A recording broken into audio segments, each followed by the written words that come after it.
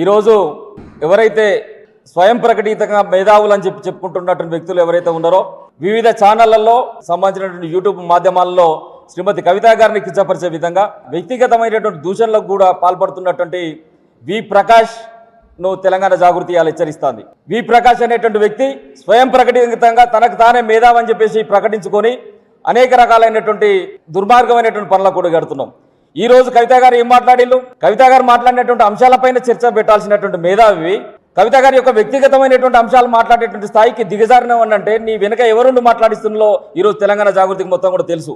ఇలా కవిత గారు ఏం మాట్లాడిల్లు? కాళేశ్వరం సంబంధించినటువంటి కమిషన్లో ఆ యొక్క కాళేశ్వరం ప్రాజెక్టులో అవినీతి అనేటువంటి జరిగింది. ఈ అవినీతి అనేటువంటి జరిగితే ఇది గౌరవ ముఖ్యమంత్రి మాజీ ముఖ్యమంత్రి వర్యులు ఎవరైతే ఉన్నారో కేసీఆర్ గారికి ఈరోజు ఈ అవినీతి మరకలు అంటించినటువంటి కుట్రదారులు ఎవరు?